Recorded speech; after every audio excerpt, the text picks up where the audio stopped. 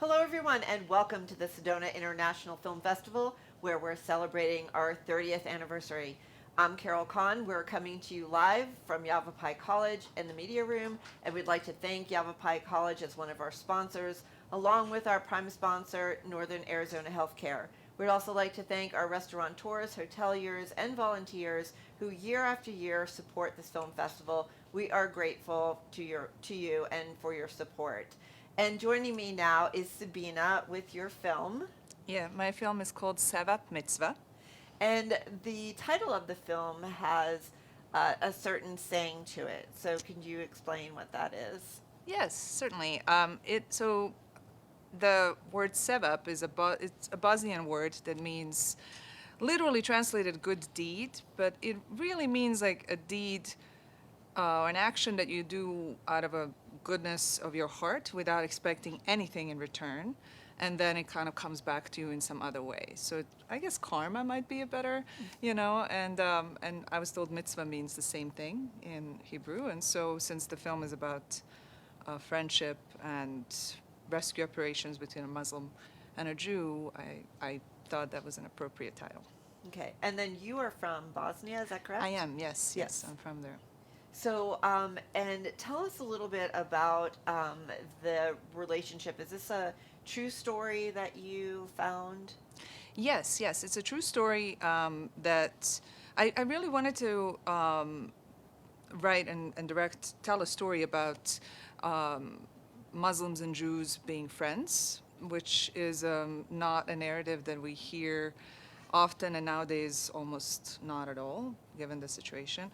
And so I started researching it, and because I know in Bosnia we had all these different religious and ethnic groups coexisting and living together for centuries.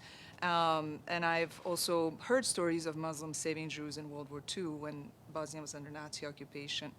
And so I Googled it and I came across this incredible story about these two women who were friends growing up in Sarajevo. And when World War II came, they were in their early 20s. And Zainaba, the Muslim woman, put everything on a line to save her Jewish friend and her family, and as well as other Jews, but specifically started with this. And then 50 years later, when it was the Muslims who were being rounded up, her Jewish friend found a way to get her out of the country as well. So I just thought that was a really beautiful story of reciprocity, and um, I don't know, I felt like it was an important story to be told. No, it is a very important story. Thank you for sharing that. Also, sometimes, we don't really know. We only see what the media provides for Mhm. us and what's happening. So, in your experience, even living in Bosnia and that kind of thing, is it pretty much true to form with what's being broadcast and what we see, or is it very different? You know, it's interesting you bring that up because that was definitely maybe a subconscious motivation, but as I was writing it and making it, I realized, oh, this was also why I wanted to make this. Is when we came to, my family and I came to United States as war refugees in the 90s, and we landed in Florida, and all the media that I read and saw talked about Bosnia as this place that's just riddled with hatred and war, and people have hated each other for centuries, and it was inevitable, and it really angered me at the time because it couldn't be further from the truth. You know, my friends were of all different groups, and even in our family, people married across different ethnic and religious lines. And so this, I don't know, I felt like we were being lied to. America was being lied to in order to justify a war that really could have been prevented, or at least not as bad as it was. And so it makes me very skeptical about what media wants us to hear. You know, even people who claim to be very um, neutral, right? And so, you know, even in regards to, you know, that sort of the narrative of the Muslims and Jews not liking each other, and that's just how it is, and it's been like that for centuries, and that's never going to change. You know, I kind of put my lens from knowing what I knew about Bosnia, and I thought, no, there probably is more to it. And what's been really beautiful is, as this film has been shown, I've had a lot of people come up to me and say, yes, this is my story as well. This is so accurate, this is so true, and I'm being contacted by a lot of nonprofit organizations that really want to put that message out in the world. And I don't know, I feel like it's giving a voice in a different way to a group of people that has been doing this work behind the curtain. Right. And as part of your life, you said that your family was a war refugee going to Florida. Were you forced to go, or did you escape? Like, what was that? So I am from a part of Bosnia that, so for those who don't know about the Bosnian War, so, you know, we were attacked by Serb forces, and they perpetrated what was called ethnic cleansing. It was really genocide, and rounded up Muslims and any non-Serbs, and even Serbs who were against them, and put them in concentration camps and killed. And the part of Bosnia I'm from was conquered by them right away. And our city, which was a large city, was surrounded, and people started disappearing. And my father was very sort of volunteered or jumped to the opportunity to try and save people.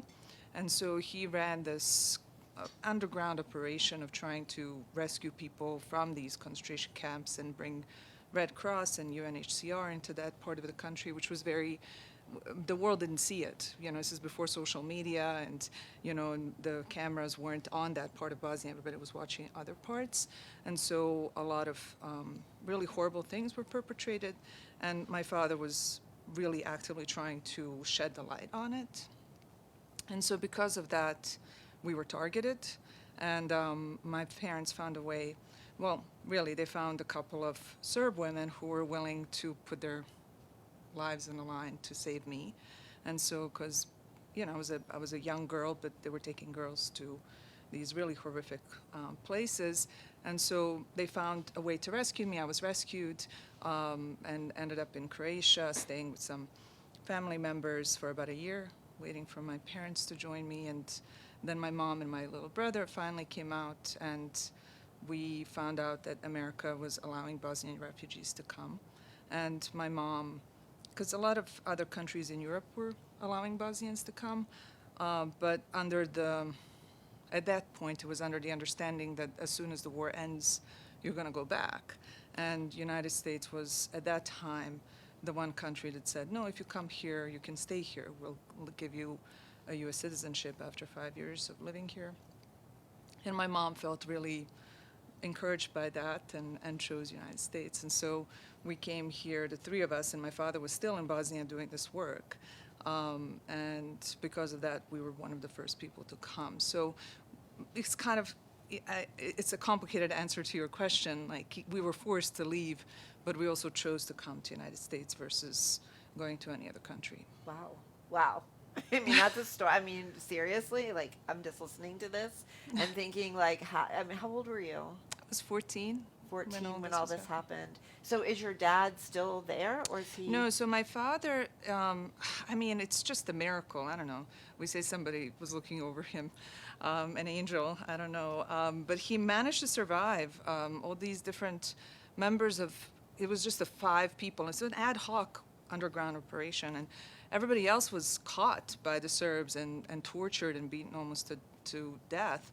They were all trying to find my dad, because my dad was sort of the ringleader of this, and he organized these convoys that would bring food and medicine into the city, because the city was closed off, and unless you were Serb, like, you weren't really allowed, like, they took away your money, and so there was no way for you to feed yourself, or if you needed medicine or anything like that, and they were just sort of systematically trying to get rid of all the non-Serbs. And so my father was making sure that people survive, and so he was organizing all this. I mean, yeah, he did really, really brave things. And wow. Yeah. And so is your dad in Florida now? He is. So my parents, he joined. So after the war ended, he got out and joined us in Florida. And my parents, yes, they're retired in Florida, and he has a garden, and no one knows. Is there any other underground things going on? Well, I don't know. He's become a cranky old man when it comes to the squirrels that are stealing his vegetables. So I try to be like, Dad, you know, where's your humanity now? When he goes out with a BB gun and tries to shoot the squirrels. Oh my Yeah. gosh. Well, kudos to your family. I mean, it seems like, just in talking with you, that this whole scenario has given you so much strength and courage. I have no idea, but just in talking with you, that's what I'm like feeling. I mean, I don't know what I would do. Fall apart. I'm not sure. Yeah, thank you. Thank you for acknowledging that. I mean, yeah, it's been tough. I think for a lot of us Bosnians, especially the ones who ended up in this country, it was we were all deeply, deeply traumatized. It was a brutal war, and there was severe PTSD. I suffered from it as well when I first came. And the problem is that we are not very, culturally, we're not predisposed to therapy. Like, we don't believe in that. It's like you don't go to therapy unless you're schizophrenic. And so nobody went to therapy, right? So everybody just kind of lives with their trauma. And I think that's been an interesting thing that I keep wanting to explore, and will in my next film of this generation that came here as children, like I did with and my brother, and grew up with parents who were deeply traumatized. And because there's this understanding, people put us in a category of immigrants, but we're not. I mean, an immigrant chooses to, go somewhere, and they usually go with a certain amount of resources, and there's sometimes even a community that greets them that when they come in, right? If you're an immigrant. But we didn't have that. We were the first ones to land in the United States, so there was no Bosnian community to greet us, and we came with literally nothing other than deep, deep trauma. And so, so I do think that, yes, thank you for acknowledging. I think that we all collectively are very strong people. Absolutely. And I think your film that you brought with you is very cathartic. So, for you anyway, but it just shows the humanity that you have as well. Yeah, and the strength. I think it's really, Yeah. when you watch that film, you when you watch it and you watch these two women, you know, help one another, and especially in terms of Zainaba, like she's, when all of this is happening, she's 22 years old. She's a single mom. Not a single. She has two young kids, and she's married in a very conservative Muslim household, and she still finds a way to stand up to everybody and to save people because she believes that's right. And I think that's a very Bosnian quality, if I can claim it. Awesome. And how can people find out about your film?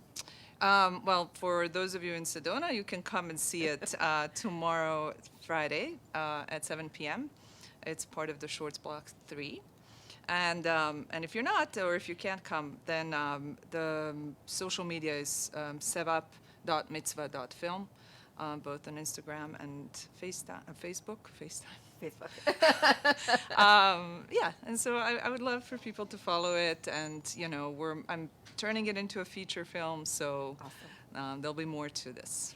Well, thank you, Sabina, for being here. It's Thank such you. a beautiful interview. Thank you for bringing your film and coming back to Sedona. So Yeah, thank you.